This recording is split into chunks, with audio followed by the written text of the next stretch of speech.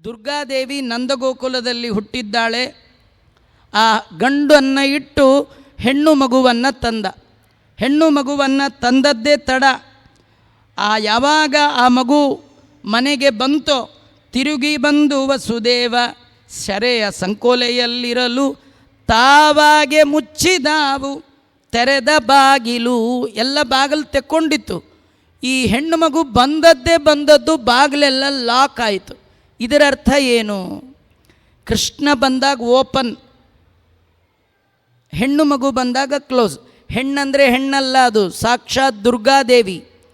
ಆ ಗಂಡಂದರೆ ಗಂಡಲ್ಲ, ಕೃಷ್ಣ. ಕೃಷ್ಣ ಅಂದರೆ ಬಿಡುಗಡೆಗೆ ದೇವರು. ಲಕ್ಷ್ಮೀ ದುರ್ಗಾದೇವಿ ಬಂಧನಕ್ಕೆ ದೇವತೆ.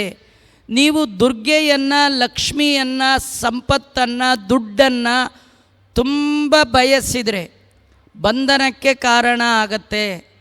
ದೇವರನ್ನು ಬಯಸಿದರೆ ಬಿಡುಗಡೆಗೆ ಕಾರಣ ಆಗತ್ತೆ ಅನ್ನೋದನ್ನು ತೋರಿಸ್ಕೊಡ್ತಾ ಇದ್ದಾರೆ. ಹೆಣ್ಣು ತಂದು ವಸುದೇವ ಹೆಂಡತಿಯ ಕೈಲಿ ಕೊಡಲು ಕಣ್ಣು ತೆರೆದು ಕಾವೆಂದವಾಗಲೇ. ನೋಡಿ ಎಷ್ಟು ಅದ್ಭುತವಾಗಿ ವಾದಿರಾಜರು ವರ್ಣನೆ ಮಾಡ್ತಾರೆ ಅಂದರೆ, ಆ ಹೆಣ್ಣು ಮಗು ಬಂದದ್ದು ಹೊರಗಡೆ ಕಾಗೆಗಳು ಕಾವು ಅಂತ ಅಂದುವಂತೆ. ಕಾಗೆ ಕೂಗ್ತು ಅಂತ. ಕಾಗೆ ಕೂಗಿದ್ದೇ ತಡ.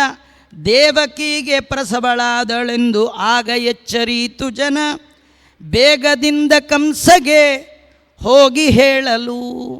ಅವರೆಲ್ಲ ಮಲಗಿದ್ರು. ಯಾವಾಗ ಈ ಮಗುವಿನ ಅಳುವಿನ ಧ್ವನಿಯನ್ನು ಕೇಳಿದೆಯೋ ಓಡ್ ಹೋಗಿ ಕಂಸನಿಗೆ ಹೇಳ್ತಾ ಇದ್ದಾರೆ. ಆ ಸಂದರ್ಭದಲ್ಲಿ ಕಂಸ ರಾತ್ರಿಯೆಲ್ಲ ಉದ್ವಿಗ್ನವಾಗಿದ್ದ. ಯಾವಾಗ ಮಗು ಹುಟ್ಟುತ್ತೋ, ಯಾವಾಗ ಅದನ್ನು ಕೊಂದು ಬಿಡ್ತೀನೋ, ಯಾಕೆಂದರೆ ಹುಟ್ಟೋದು 8ನೇ ಮಗು. ಆ 8ನೇ ಮಗು ನನಗೆ ಮೃತ್ಯು.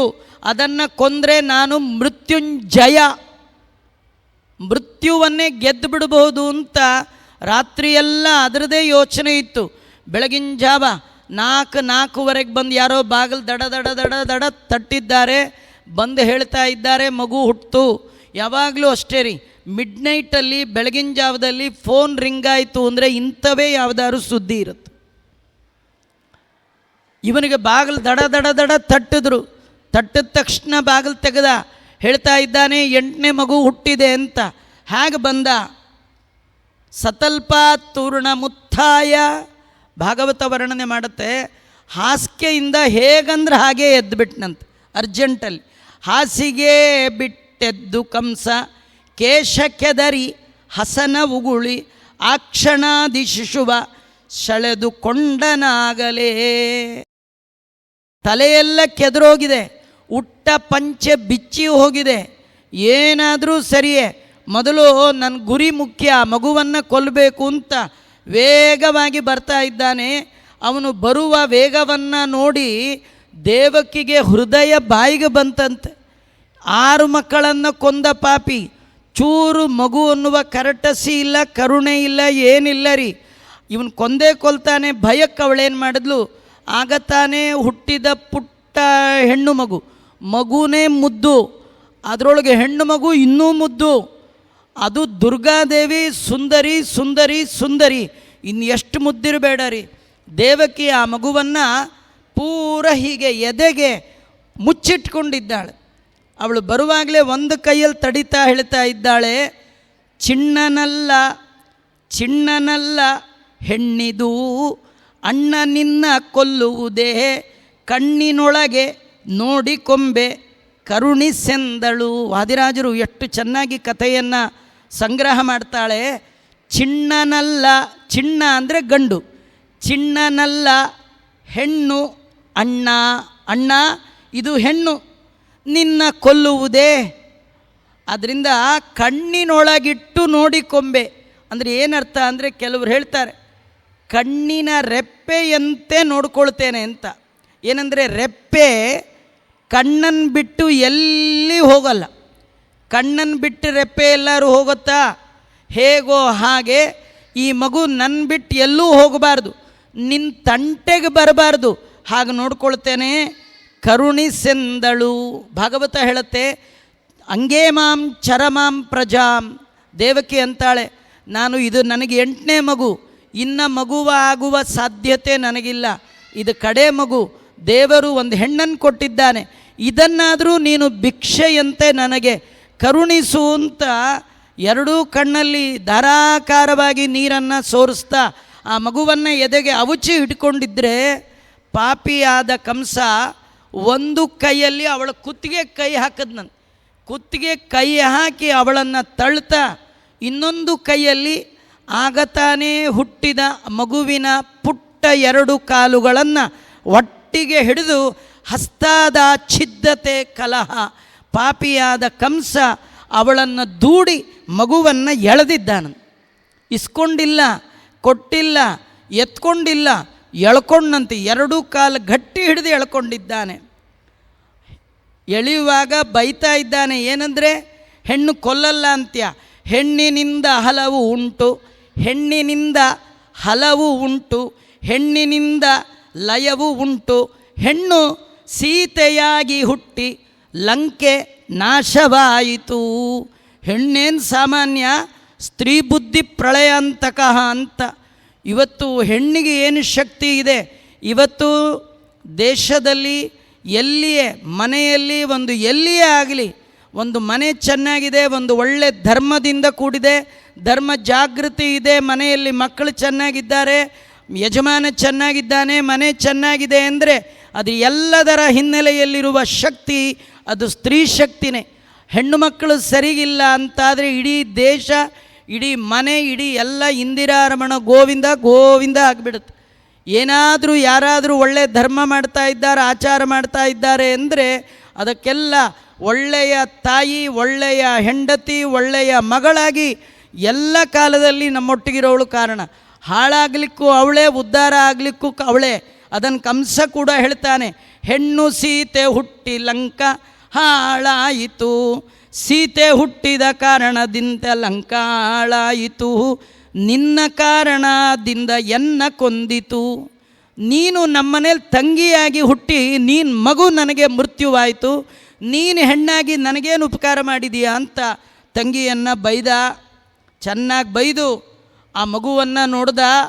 ಸಿಟ್ಟು ಸಿಟ್ಟು ಸಿಟ್ಟು, ಯಾಕೆಂದರೆ ನನ್ನ ಕೊಲ್ಲಕ್ಕೆ ಹುಟ್ಟಿದೆ ಅಂತ ತಿಳ್ಕೊಂಡು ನನ್ನನ್ನು ಕೊಲ್ತೀಯ ಅಂತ ಹೇಳಿ ರೋಷದಿಂದ ಶಿಶುವ ಸೆಳೆದು ಹಾಸಿದ ಕಲ್ಲಿನ ಮೇಲೆ ಬೀಸಿ ಅಪ್ಪಳಿಸಲು ಗರಗರಗರ ತಿರುಗಿಸಿದ. ಈ ಹೊಸದಾಗಿ ಕಾರ್ ತಗೊಂಡು ಪೂಜೆ ಮಾಡಿಸಿ ತೆಂಗಿನಕಾಯಿ ಕೈ ಕೊಟ್ಟರೆ ಗರಗರ ತಿರುಗಿಸಿ ಹೊಡೆಯಕ್ಕೆ ಹೋಗಿ ಅದು ಮಿಸ್ಸಾಗಿ ಆಚಾರ ತಲೆ ಮೇಲೆ ಬಿದ್ದು ಎಲ್ಲ ವ್ಯವಸ್ಥೆ. ಇವನು ತೊಗೊಂಡು ಗರಗರಗರ ತಿರುಗಿಸ್ದ. ಇನ್ನೇನು ನೆಲಕ್ಕೆ ಕಪ್ಪಳಿಸ್ಬೇಕು. ತುಂಬ ಸರ್ವೀಸ್ ಹ್ಯಾಂಡು. 6 ಮಕ್ಕಳನ್ನು ಹಾಗೆ ಕೊಂದಿದ್ದರಿ. ಅದೇನು ಹೆಚ್ಚು ಕಮ್ಮಿ ಆಗೋದೇ ಇಲ್ಲ. 2 ಕಾಲು ಒಂದು ಕೈಯಲ್ಲಿ ಹಿಡ್ದಿದ್ದಾನೆ, ಆ ಮಗುವನ್ನು ಗರಗರ ತಿರುಗಿಸ್ತಾ ಇದ್ದಾನೆ. ಇನ್ನೇನು ನೆಲಕ್ಕೆ ಅಪ್ಪಳಿಸ್ಬೇಕ್ರಿ. ಅದು ಕೈಯಿಂದ ಮಿಸ್ಸಾಗಿ ಹೋಯಿತು. ಆ ಕೈಯಲ್ಲಿದ್ದ ಮಗು ಮಿಸ್ಸಾಗಿ ಹೋಯಿತು. ಎಲ್ಲೋ ಮಿಸ್ಸಾಯ್ತಲ್ಲ ಅಂತ ಮೇಲೆ ನೋಡ್ತಾನೆ, ಅದು ಮಿಸ್ಸಲ್ಲ, ಭಗವಂತನ ಮಿಸ್ಸಸ್ ಆಗಿದ್ಲು. ಭಗವಂತನ ಮಿಸ್ಸಸ್ ಯಾರು? ದುರ್ಗಾದೇವಿ.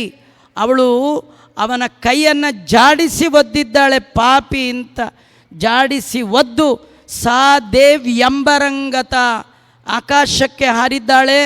ಮೇಲ್ ನೋಡ್ತಾ ಇದ್ದಾನೆ, ಸಾಯುಧಾಷ್ಟ ಮಹಾಭುಜ, ಸಿಂಹವಾಹಿನಿಯಾಗಿ 8 ತೋಳುಗಳಲ್ಲಿ 8 ಆಯುಧವನ್ನು ಧಾರಣೆ ಮಾಡಿ ಕ್ರೂರ ದೃಷ್ಟಿಯಲ್ಲಿ ಕಂಸನನ್ನು ನೋಡಿ ಹೇಳ್ತಾ ಇದ್ದಾಳೆ, ರೋಷದಿಂದ ಶಿಶುವ ಸೆಳೆದು ಹಾಸು ಕಲ್ಲಿನ ಮೇಲೆ ಬೀಸಿ ಅಪ್ಪಳಿಸಲಿ ಅಂಬರದಲ್ಲಿದ್ದಳು, ಅಂತರಿಕ್ಷದಲ್ಲಿ ದುರ್ಗೆ ಆಯುಧಾವಧರಿಸಿಕೊಂಡು ಅಷ್ಟಭುಜಗಳ ತೋರಿ ನಿಂತಳ. ಆಗಲೇ ನಿಂತು ಬೈತಾ ಇದ್ದಾಳೆ, ಎಲವೋ ಕಂಸ, ಅಯೋಗ್ಯ, ಮೂರ್ಖ, ಹೆಣ್ಣಿನ ಮೇಲೆ ಕೈ ಮಾಡ್ತಿ, ನಿನಗೆ ನಾಚಿಕೆ ಆಗೋಲ್ವಾ ಅಂತ ಬೈತಾ ಇದ್ದಾಳೆ ಕಂಸನ್ ನೋಡಿ. ನನ್ನನ್ನು ಕೊಲ್ಲುವುದರಿಂದ ನೀನು ಮೃತ್ಯುವನ್ನು ಗೆಲ್ಲಲಿಕ್ಕಾಗೋಲ್ಲ, ನಿನಗೆ ಮೃತ್ಯುವಾದ ಭಗವಂತ ಹುಟ್ಟಿಯಾಯಿತು, ನಂದನ ಮನೆಯಲ್ಲಿ ಬೆಳೆಯುತ್ತಿದ್ದಾನೆ, ನಂದಗೋಪನ ಮನೆಯಲ್ಲಿ ಬೆಳೀತಾ ಇದ್ದಾನೆ ಅಂತ ಹೇಳ್ತಾ ಇದ್ದಾರೆ. ಇದನ್ನೆಲ್ಲ ಕೇಳಿ ಬಹಳ ಭಯ ಆಯಿತು. ಆಮೇಲೆ ಮನೆಗೆ ಬಂದ. ಸೆರೆಯಲ್ಲಿದ್ದಂತಹ ಆ ವಸುದೇವ ದೇವಕಿಯರನ್ನು ಬಿಡಿಸ್ದ. ವಸುದೇವ ದೇವಕಿಯರಿಗೆ ಹೇಳ್ತಾನೆ, ಮನುಷ್ಯರು ಮಾತ್ರ ಸುಳ್ಳು ಹೇಳ್ತಾರೆ ಅಂತ ಅಂದ್ಕೊಂಡಿದ್ದೆ, ದೇವತೆಗಳು ಸುಳ್ಳು ಹೇಳ್ತಾರೆ ಅಂತ ಈಗಲೇ ಗೊತ್ತಾಯಿತು. ನನ್ನ 8ನೇ ಮಗು, ನಿನ್ನಲ್ಲಿ ಹುಟ್ಟುವ 8ನೇ ಮಗು ನನಗೆ ಮೃತ್ಯು ಅಂತ ಹೇಳಿತ್ತು. ಆದರೆ ಯಾವ ಮಗುವೂ ಹಾಗೆ ಮಾಡಲಿಲ್ಲ.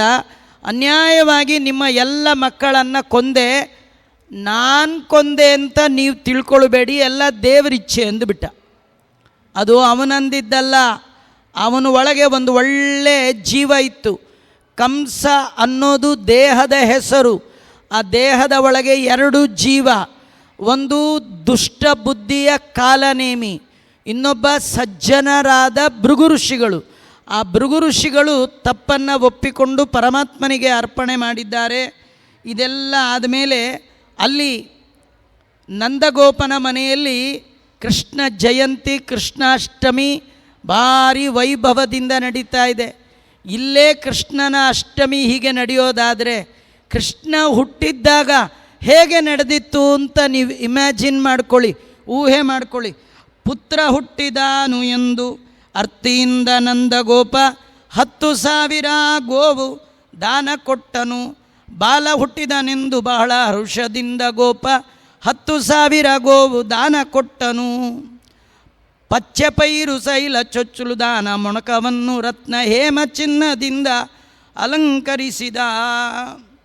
ಆ ಮಗು ಹುಟ್ಟಿದ ತಕ್ಷಣ ಆ ಮಗುವನ್ನು ತೊಡೆಯಲ್ಲಿ ಹಾಕಿಕೊಂಡು ಬಾಯಿಗೆ ಮಧುವನ್ನಿಟ್ಟು ಆ ಮಗುವಿನ ಬಾಯಿಗೆ ಜೇನುತುಪ್ಪ ತಿನ್ನಿಸಿದ್ದಾರಂತೆ. ಮಧುವೈರಿಯಾದ ಮಧುಸೂದನನಾದ ಭಗವಂತನಿಗೆ ಮಾಡಿ ನಾಡಿ ಛೇದನ ಮಾಡಿ ಭಾಗೀರಥಿ ಜನಕಗೆ ಮಜ್ಜನಗೈದರು. ಆ ಕೃಷ್ಣನಿಗೆ ಅಭಿಷೇಕ ಮಾಡಿದ್ದಾರಂತೆ. ಆ ನೀರು ಎರೆಯುವಾಗ ಭಗವಂತನ ದಶಾವತಾರವನ್ನು ಸ್ತೋತ್ರ ಮಾಡಿದ್ದಾರೆ. ಮತ್ಸ್ಯಗೆ, ಕೂರ್ಮಗೆ, ವರಾಹಗೆ, ನರಹರಿಗೆ, ವಾಮನ, ಭಾರ್ಗವರಿಗೆ ನೀರ ಎರೆದರು. ಭಗವಂತನ ದಶಾವತಾರವನ್ನು ಹೇಳ್ತಾ ಮಾಡಿದ್ದಾರೆ. ಆಮೇಲೆ ಕೃಷ್ಣ ಹುಟ್ಟಿದಾಗ ಓಕುಳಿ ಆಟ ಆಡಿದ್ರಂತೆ. ಇಲ್ಲೆಲ್ಲ ಇವಾಗ ಮೊಸರು ಕುಡಿಕೆ ಒಡೆದದ್ದು ನೋಡಿದ್ರಿ, ಅದು ಓಕುಳಿ ಅಲ್ಲ. ಮೊದಲೆಲ್ಲ ಆ ಓಕುಳಿ ಅಂದರೆ ಸುಣ್ಣ ಮತ್ತು ಅರಿಶಿಣ ಹಾಕಿ ಕೆಂಪು ಓಕುಳಿ ಮಾಡಿ ಬಣ್ಣ ಬಣ್ಣದ ನೀರುಗಳನ್ನು ಒಬ್ಬರ ಮೇಲೆ ಒಬ್ಬರು ಅದು ಸ್ನೇಹದಿಂದ ಎರಚ್ತಾ ಇದ್ದರು. ಕೃಷ್ಣ ಹುಟ್ಟಿದ ಮೇಲೆ ಸಂಪ್ರದಾಯ ಚೇಂಜ್ ಆಯಿತು. ಕೃಷ್ಣ ಅಂದ, ಸುಮ್ಮನೆ ಈ ಸುಣ್ಣ ಗಿಣ್ಣ ಎಲ್ಲ ಬೇಡ, ಇನ್ಮೇಲೆ ಏನಿದ್ರು ಬೆಣ್ಣೆ, ಹಾಲು, ಮೊಸರು ಇದರೊಳಗೆ ಓಕುಳಿಯಿಂದ ಆ ಬೆಣ್ಣೆ ತಂದರು. ರಪ್ ಅಂತ ಒಬ್ಬರ ಮೇಲೆ ಎಸೆದ್ರು. ನಿಮಗೆ ಬೆಣ್ಣೆ ಅಂದರೆ ಗೊತ್ತಾಗಲ್ಲ. ಇವತ್ತು ಈ ಕೆಲವರು ಪಾರ್ಟಿ ಗಿರಟಿ ಮಾಡುವಾಗ ಕೇಕು ಗೀಕು ತಂದು ಮುಖಕ್ಕೆಲ್ಲ ಮೆತ್ತುತ್ತಾರೆ ಅಲ್ವಾ. ಆ ಕೃಷ್ಣನ ಕಾಲದ ಕೇಕ್ ಅಂದರೆ ಬೆಣ್ಣೆನೇ, ರಿಯಲ್ ಬೆಣ್ಣೆ. ನಮ್ಗೆ ಇವತ್ತು ಯಾವುದೂ ರಿಯಲ್ ಇಲ್ಲ ರೀ, ಎಲ್ಲ ರಿಯಲ್ ಅಂತಾರೆ. ರಿಯಲ್ ಅಲ್ಲ, ರೀಲ್ ಅಂತ, ಡೂಪ್ಲಿಕೇಟ್ ಅಂತ ಅಷ್ಟೇ. ಅವು ನಿಜವಾದ ಬೆಣ್ಣೆ, ನಿಜವಾದ ಹಾಲು, ನಿಜವಾದ ಮೊಸರು, ಅದರಿಂದ ಓಕುಳಿ ಆಟ ಆಡ್ತಾ ಇದ್ದಾರಂತ ಒಬ್ರಿಗೊಬ್ಬರು. ಗೋಕುಲದ ನಾರಿಯಾರು ಓಕುಳಿಯ ನಾಡಿದರು, ಅನೇಕ ಹಾಲು, ಮೊಸರು, ಬೆಣ್ಣೆ, ಹೈನುಗಳಿಂದ, ಹಸುವಿನಿಂದ ಬರುವ ಪದಾರ್ಥ ಹಾಲು, ಮೊಸರು, ಬೆಣ್ಣೆ, ಇದರಿಂದ ಒಬ್ಬರಿಗೊಬ್ಬರು ಎರಚಾಡ್ತಾ ಇದ್ದಾರೆ. ಹರುಷದಿಂದ ನಂದ ಗೋಪ ಕರಯಿಸಿದ ಜೋಯಿಸರ. ಕೃಷ್ಣ ಪರಮಾತ್ಮ ಹುಟ್ಟಿದಾಗ ನಂದಗೋಪ ಜ್ಯೋತಿಷ್ಯದವರನ್ನು ಕರೆಸಿದ್ನಂತೆ. ಜ್ಯೋತಿಷ್ಯರಿಗೆ ಹೇಳ್ತಾ ಇದ್ದಾನೆ, ನಮ್ಮ ಕೃಷ್ಣನ ನೋಡಿ ಜಾತಕ ಹೇಳಿ ಅಂತ. ಆ ಜ್ಯೋತಿಷ್ಯರು ಮೊದಲು ಕೈ ಮುಗಿದ್ರಂತೆ. ಇವನ ಜ್ಯೋತಿಷ್ಯ ನಾ ಹೇಳೋದಿರಲಿ, ನನ್ನ ಜ್ಯೋತಿಷ್ಯ ಸರಿಯಾಗಿ ಹೇಳಬೇಕಿದೆ ಅಂಥೇಳಿ ಕೃಷ್ಣನ ಕೈ ಮುಗಿದು ಹೇಳ್ತಾ ಇದ್ದಾರೆ. ಹುಟ್ಟಿದ ವೇಳೆಯಾದಿ ಬಹು ದುಷ್ಟರ ಸಂಹರಿಸುವ ಸೃಷ್ಟಿ ಪಾಲಿಸುವಂಥ ದಿಟ್ಟ ನೀತನು. ಇವನನ್ನು ಯಾರು ಅಂದ್ಕೊಂಡಿದ್ಯಾ? ಸ್ವಯಂ ಭಗವಂತ ಇವನು. ದಶರಾತ್ರೆಯೊಳಗೆ ಒಬ್ಬ ಅಸುರೆಯ ಸಂಹರಿಸುವ, 10 ದಿನದ ಒಳಗೆ ಒಬ್ಬ ದುಷ್ಟ ರಾಕ್ಷಸಿಯನ್ನು ಸಂಹಾರ ಮಾಡ್ತಾನೆ. ಕೆಲ ಶೂರ ಅರತಿಯಲ್ಲಿ ಕೊಲವಾಸುರರ. ಅತ್ತೆಯ ಮಕ್ಕಳಿಗೆ ಅತ್ಯಂತ ಪ್ರಿಯನಾಗುವ, ಅತ್ತೆಯ ಮಕ್ಕಳು ಅಂದರೆ ಸೋದರತ್ತೆ ಕುಂತಿ, ಅವರ ಮಕ್ಕಳು ಪಾಂಡವರು, ಅವರಿಗೆ ಇವನು ಅತ್ಯಂತ ಪ್ರಿಯನಾಗ್ತಾನೆ. ಅದಕ್ಕೆ ಕೃಷ್ಣ ಅಂದದ್ದು ಮಮ ಪ್ರಾಣಾಹಿ ಪಾಂಡವಾಹ, ಅತ್ತೆಯ ಮಕ್ಕಳಿಗೆ ಅತ್ಯಂತ ಪ್ರಿಯನಾಗುವ, ಮತ್ತು ಪಾರ್ಥನಾರಥಕ್ಕೆ ಸಾರಥಿಯಾಗುವವ. ಮುಂದೆ ಪಾರ್ಥನ ರಥಕ್ಕೆ ಸಾರಥಿಯಾಗಿ ಪಾರ್ಥಸಾರಥಿ ಆಗ್ತಾನೆ. ಪಾರ್ಥಸಾರಥಿ ಅಂದರೆ ಇದು ಯಾವುದೋ ಹಳೆ ಕಾಲದ ಸ್ಟೋರಿ ಅಂತ ಅಂದ್ಕೊಳ್ಬೇಡ್ರಿ. ಪಾರ್ಥ ಅಂದರೆ ಪೃಥೆಯ ಮಗ ಅಂತ. ಕುಂತಿಗೆ ಹೆಸರು ಪೃಥ. ಅವನ ಮಗನಾದ ಕಾರಣ ಅರ್ಜುನನಿಗೆ ಪಾರ್ಥ ಅಂತ ಹೆಸರು.